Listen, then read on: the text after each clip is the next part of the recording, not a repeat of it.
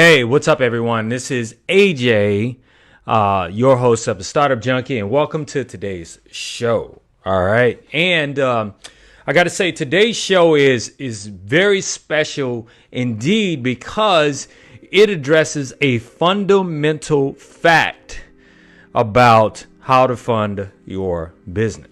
Let's get on with today's show. Borrowing versus bootstrapping your business. Should you borrow money or should you bootstrap? Now, like I said, let me give you some context on this, okay? So just the other day, I had a meeting with a very, very well-to-do person. And I seek out advice from millionaires and billionaires, those people who not only have made their fortunes, but have wisdom to share, right? And so as I was sitting down with this person, the first thing that came out of my mouth was, hey, look, I'm not here to ask you for any funding, any money, okay?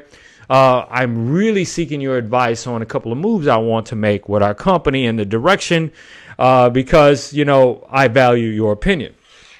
And the person said to me, that's good because we don't fund businesses that we don't understand. We don't invest in businesses that we don't understand. And now keep in mind, just because someone is well-to-do, and this person is extremely well-to-do, does not mean that they made their money in business, okay? They made their money in other ways, okay? Legal, by the way.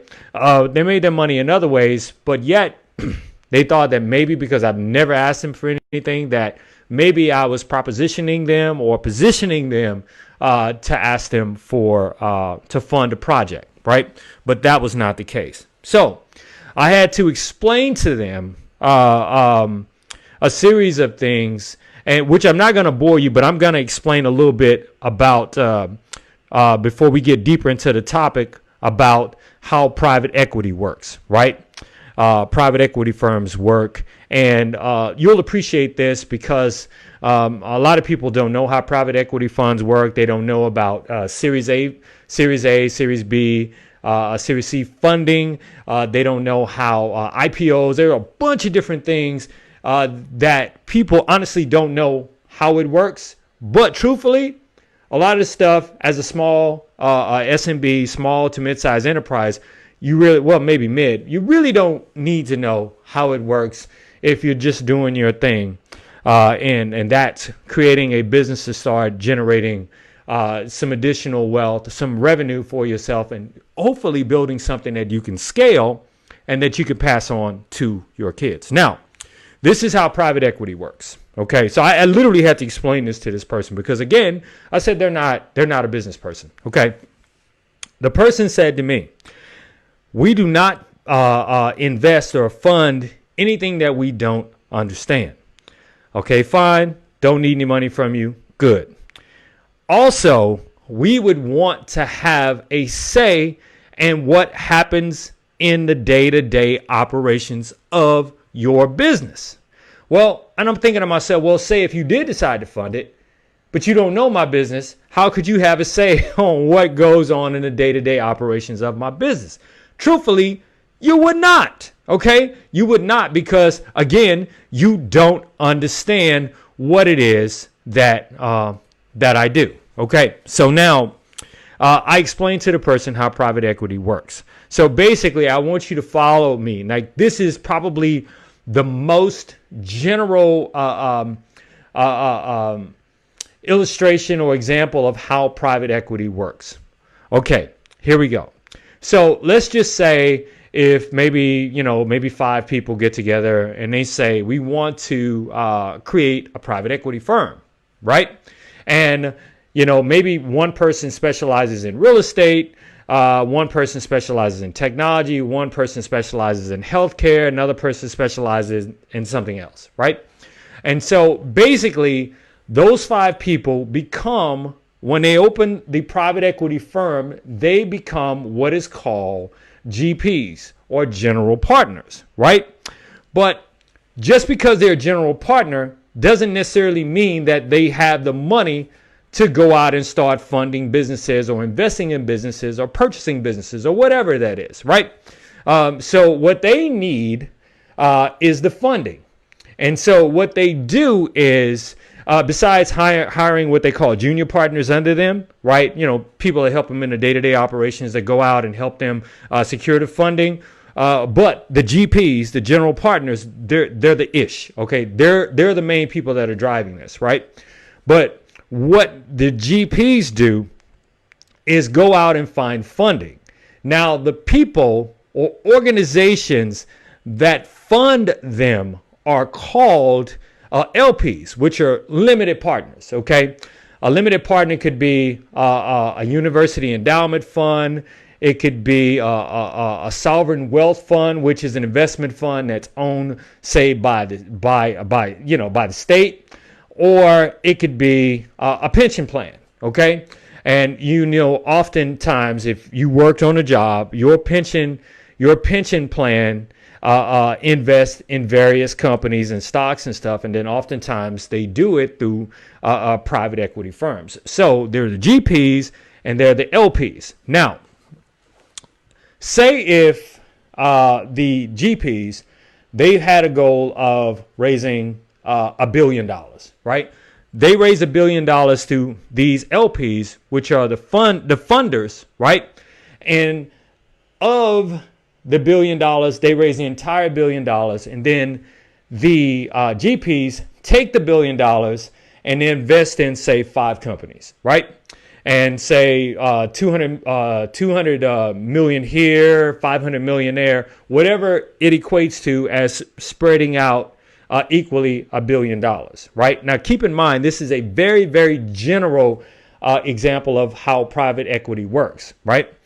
And so now, once they've invested in these different companies, let's just say one company within a certain period of time becomes profitable. Say if they invested 200 million in a company, but the company now has generated a profit. Now the company's worth, now they have like 400 million, right? And then the next company, they invested in the company and it doubled or tripled the return, right? And then one company decides that they're going to go on IPO, and then from the IPO, which stands for initial public offering, that company blows up, and it triples or doubles the return. And then one company that was invested in absolutely 100% goes bust. Nothing happens with it. Okay, it shuts down. Now, let's just say the total money in from the LPs that funded the GPs, right, was $1 billion, but the total return was $1.5 billion, right? So the $0.5 billion is the profit, okay? What happens is the initial $1 billion is paid back to the LPs, right? And the $500 million or 500 million that was made in profit is split proportionately based on the LP's investment into the fund.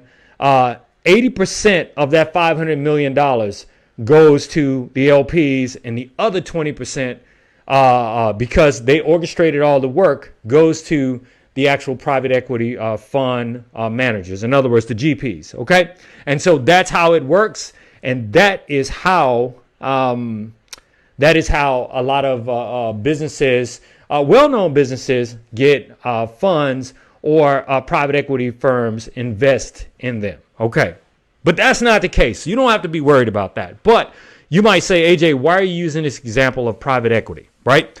Well, I'm using this example because there's a certain reporting that every business has to do to its investors, right? They hold shareholders meetings. They hold all these different things, right? But because the general partners may not necessarily completely understand fully the operations of the business and how they do on a day-to-day basis, they can't very well say, the GPs can't very well say to the actual businesses, hey, I know you're a Facebook, I know you're Instagram, I mean, not Instagram, I know you're Google, you're a technology company, this is how you need to do business. So keep in mind that it does not matter if someone invest in your company, if they don't know your day-to-day operations, I'm cautioning you, do not take money and let people control how you operate on your day-to-day, and where they actually have something to say about how you move. The only thing they should be concerned about is getting their initial principal back, like in the case of the private equity, right? Getting their initial principal back, as well as a profit. Okay, period. So now let's get to it. Now, sorry, I had to explain that because it gives you some context in how this person was thinking. So, borrow versus bootstrap. So, what do you do? Well, I've kind of already told you. If you're going to borrow, right, make sure that the person that you're borrowing from understands that they're only getting their principal back and they're getting a return, right? But here's the problem about borrowing too early, okay? If you have an idea, you're a startup and you're putting all these things together, right? A lot of times you do not have what is called proof of concept, okay? And you do not have what is called WTP, which is a willingness to pay, okay? Now what happens is, once you create something, right, like whether it's a product or service, and when someone pays you, right, willingness to pay, they pay you, now you have proof of concept because you came up with an idea, you created it, whether it was a product or service, and you took it to market, and somebody actually paid you for it, okay? That's a willingness to pay, and you've just created a proof of concept, which gives you some leverage to actually go out and start borrowing money. Now, if you're a small business, a small startup, chances are the people that you're going to borrow from first are going to be people you know, okay? But the thing is, you have to caution them that just because people are willing to pay you for something, right, does not necessarily mean that your company will be a success, okay? It may not necessarily be a success. The problem that I see most of the time is people borrow way too soon, okay? They borrow money way too soon. They don't have proof of concept. They just have an idea. You know what I mean? They have an idea. They feel like they can make a bunch of money from it. But what ends up happening is they go out and they raise funds from personal friends. They borrow from mama. They borrow from daddy. They borrow from uncle. They borrow from friend. They borrow from sister. They borrow from all these different people and then end up losing their damn money. And why? Because they have not had not only a proof of concept or someone willing to pay them for their product or service, but they don't necessarily have a track history of people willing to pay them for their product or service. So before you borrow, I recommend that you bootstrap. And what is bootstrapping?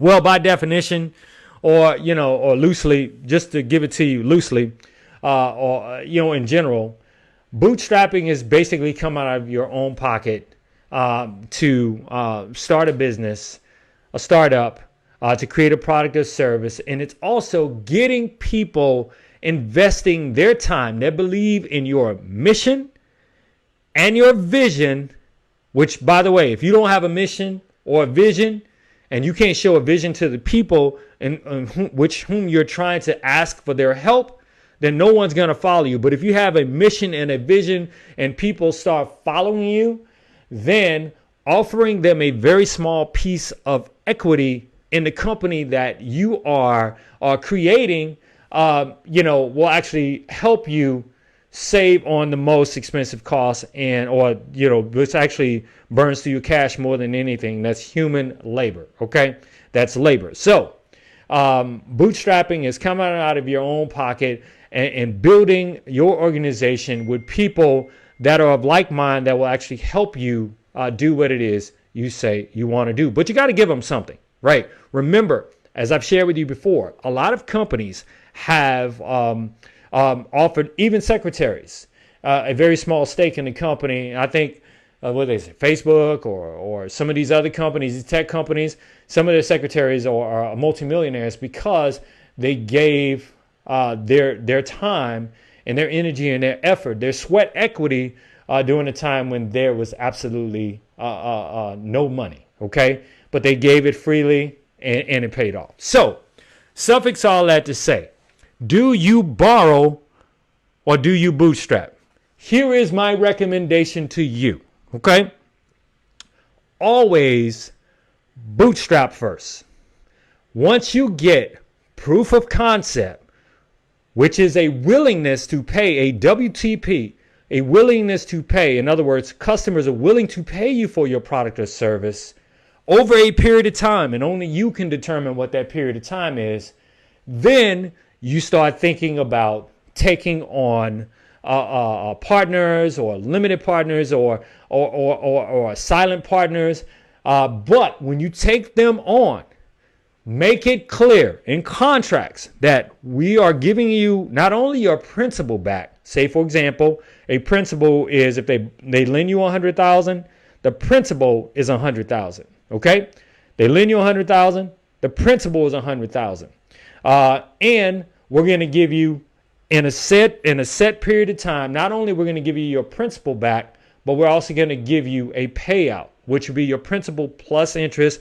Or you might offer them once after a period of time, start paying them on a monthly basis, offering them some kind of dividend or some kind of interest on their money as you are going along. Now, I got to say to you, it is very important not to borrow too soon. Bootstrap as long as you can. Try to generate as much revenue as you can, because you might discover that you don't need to get a loan. Sometimes getting a loan really works out for some people. If you've heard of Worldwide Technologies, on average they do between $7 to $9.5 billion a year.